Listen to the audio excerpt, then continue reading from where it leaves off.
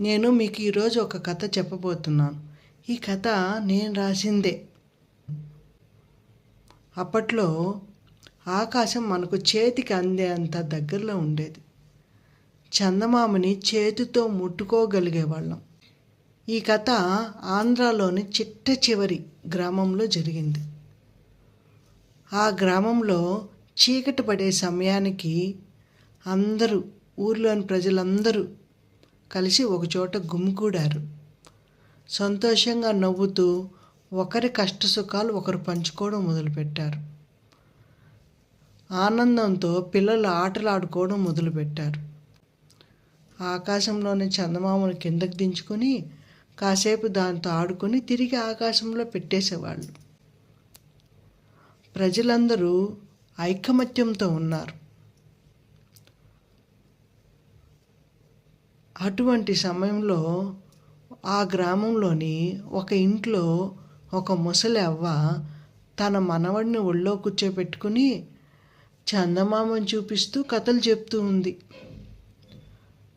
మనవడికి గోరుముద్దలు తినిపిస్తూ చందమామ రావే, జాబిల్లి రావే, కొండెక్కి రావే, గొగ్గుపూలు తేవే అని పాట పాడుతుంది. ఆ ఇంటి ఆడబడుచు ఆ పిల్లవాడిని చూసి మురిసిపోతూ ఉంది. దూరంగా ఆ ఇంటి యజమానురాలు వాళ్ళందరినీ చూసి ఆనందంగా ఉన్నారు. ఇంటి ముందు తామర పువ్వులు కొలంలో వీరిని చూసి సంతోషంగా మురిసిపోతున్నాయి. అంతలో అనుకోకుండా ఆ చీకటి సమయంలో ఆ గ్రామంలోకి అసహనం ప్రవేశించింది. ఆ అసహనం వలన ప్రజల్లో ఐకమత్యం తగ్గిపోవడం మొదలుపెట్టింది. అంతకుముందు వారి మధ్య ఉన్న ఐకమత్యము పూర్తిగా పగుళ్ళు బారింది. వారిలో వారు కలహించుకోవడం మొదలుపెట్టారు.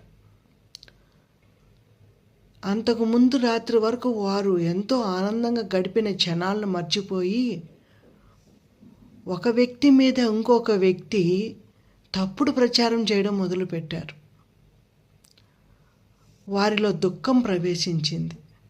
వారిలో ద్వేషం మొదలైంది. వారు ప్రేమను పంచుకోకుండా ద్వేషభారాన్ని మోయసాగారు. పిల్లలను పట్టించుకోవడం ఆపేశారు. పిల్లలు తమ పెద్దల యొక్క ప్రేమ కావాలని వారిని తమ వైపుకు మళ్లించుకోవడానికి అల్లరి చేయసాగారు. ఏడ్చారు. ఆటలాడుకోవడం మానేశారు. కానీ పెద్దలు వారిని పట్టించుకోలేదు. ఆకాశం ప్రజలలోని అసహనాన్ని, దుఃఖాన్ని, ద్వేషాన్ని చూసి కొంచెం పైకెళ్ళింది. పిల్లలు ఆకాశంలోని చందమామతో ఆడుకోవడానికి నిచ్చెన వేసి ఎక్కారు.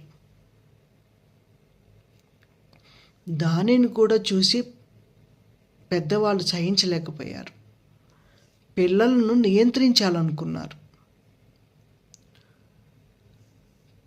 పిల్లల్లోని ప్రేమ భావాన్ని చూసి ఆకాశం దుఃఖంతో ఇంకొంచెం పైకెళ్ళింది. అప్పుడు పిల్లలు తల్లిదండ్రులను ఎదిరించడానికి ఎగిరే పర్వతాలను ఎక్కి చందమామ దగ్గరికి వెళ్ళి చందమామతో ఆడుకుని తిరిగి రావడం మొదలుపెట్టారు. దాన్ని కూడా చూసి ప్రజలు అంటే పెద్దవాళ్ళు సహించలేకపోయారు. ఆ పర్వతాల రెక్కలను కత్తిరించారు. ప్రజల్లోని అసహనాన్ని, కోపాన్ని చూసి ఆకాశం దుఃఖించసాగింది. చంద్రుడు కూడా బాధపడసాగాడు. ఆ సమయంలో పిల్లలను మరింత నియంత్రించాలని, పిల్లల్లోని ప్రేమ భావాన్ని చంపేయాలని పెద్దవాళ్ళందరూ కలిసి ఆకాశం మీదకి రాళ్ళు విసిరేశారు. దూరంగా పొమ్మన్నారు. ఆకాశము వారికి అందనంత దూరంగా పైకి వెళ్ళిపోయింది. చందమామ కూడా ఆకాశంతో పాటే పైకి వెళ్ళిపోయాడు. ఇప్పుడు పిల్లలకి ఆడుకోవడానికి చందమామ కథల్లోనే మిగిలాడు. ఇప్పటికీ అవ్వ కథలు చెప్తూనే ఉంది పిల్లలకి చందమామ గురించి. అవి ఫెయిరీ టేల్స్, అంటే అవి నిజంగా జరగలేదు అన్నట్లు ప్రజలు భావించారు. అసహనం వలన పెద్దలకి నేర స్వభావం కలిగితే పిల్లలకి ప్రేమ లేకపోవడం వలన నేరస్తులయ్యారు. మరి మీ పిల్లలను నేరస్తులు చేయాలనుకుంటున్నారా?